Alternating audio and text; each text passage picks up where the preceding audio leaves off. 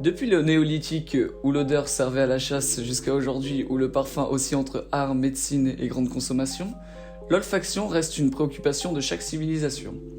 Qu'il soit étymologiquement une offrande religieuse ou considéré comme profane, un symbole de raffinement ou doté de vertus médicinales, connaissons-nous vraiment le monde du parfum ? Nous savons qu'il est produit à base de matières premières naturelles ou synthétiques et que le métier de nez combine créativité et chimie. Toutefois, nous avons beaucoup à apprendre sur les techniques de conception du parfum. Parmi les matières premières qu'on utilise fréquemment dans la parfumerie, il y a la lavande. Les Romains utilisaient déjà la lavande comme parfum de bain et pour la conservation du linge. Dès le Moyen-Âge, l'utilisation de la lavande pour la création de parfums était courante en Provence. Actuellement, la lavande est essentiellement cultivée en France et en Bulgarie. Nous nous demanderons donc comment crée-t-on un parfum à partir d'une matière première. Dans un premier temps, nous présenterons la conception d'un parfum au travers de l'exemple de la lavande, puis dans un second temps, nous aborderons les principes de l'olfaction. L'odeur du parfum est due aux molécules odorantes qui proviennent de certaines plantes ou sont obtenues synthétiquement. Celles-ci sont souvent apolaires. Pour que ces molécules puissent être contenues sous forme de parfum, il faut utiliser une base, généralement de l'éthanol. Cette base permet de solubiliser ces molécules avec sa partie apolaire en dissolvant les parties hydrophobes de ces molécules. Grâce à ça, lors de l'utilisation du parfum, il ne restera plus que les molécules odorantes. On utilise aussi un fixateur naturel à base d'essence animale, de résinoïdes ou obtenu synthétiquement, composé de substances peu volatiles ou de solvants. Ce fixateur a pour but de réguler les pressions de vapeur du liquide.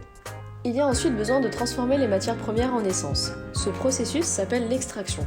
On peut citer l'extraction au CO2 supercritique, qui consiste à extraire les molécules olfactives en faisant traverser du CO2 supercritique sur les matières premières voulues.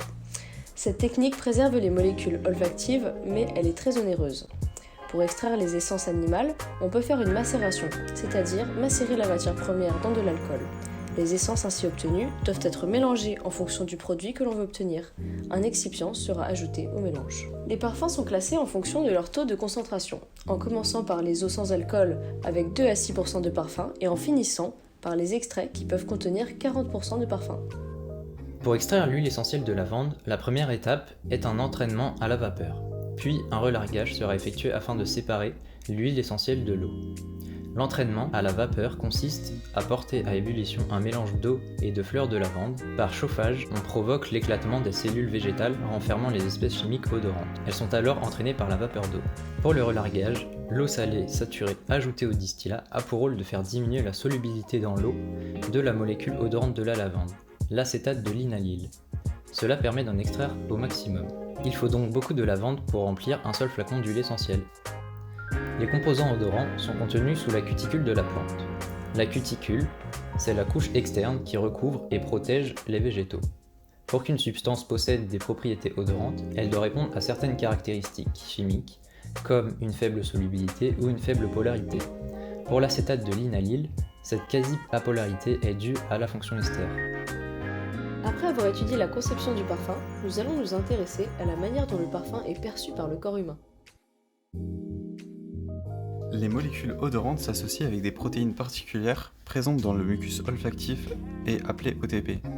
Les OTP transportent les molécules odorantes dans le mucus vers les cils des neurones olfactifs sur lesquels se trouvent des récepteurs olfactifs. Les récepteurs olfactifs sont des protéines de la famille des protéines de type G couplées à un récepteur.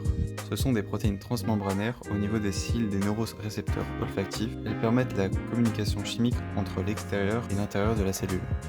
La réception de la molécule odorante par le récepteur olfactif active la protéine G intracellulaire auquel il est couplé. L'activation de la protéine G à l'intérieur du cytoplasme entraîne une cascade d'événements chimiques. Lorsque la molécule se fixe sur le récepteur, cela modifie sa conformation. Le GDP accroché à la protéine G est remplacé par le GTP. La fixation du GTP va provoquer la dissociation de la sous-unité alpha de la protéine G. Celle-ci active ensuite un effecteur, l'adénylate cyclase, qui transforme l'ATP en AMPC. L'AMPC active la protéine kinase A, ce qui libère et active les sous-unités catalytiques.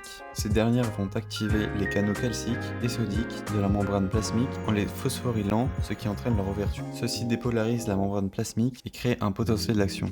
Le potentiel d'action se propage le long de l'axone du neurorécepteur jusqu'au bulbe olfactif, où se trouvent les glomérules olfactifs qui sont des zones à très forte densité synaptique. Ils constituent le premier niveau d'intégration du signal et permettent la construction de l'image olfactive. L'olfaction fait appel à une cascade de signalisation induisant le système nerveux. Des cellules particulières du cerveau permettent alors une lecture olfactive très précise. Pour créer un parfum, nous avons vu qu'il existe différentes étapes. L'extraction de la lavande passe par l'entraînement des molécules olfactives par ébullition. L'huile essentielle est recueillie en assez faible quantité, d'où son prix élevé dans le commerce. Pour pallier à ces coûts de production, la synthèse chimique de molécules est couramment utilisée.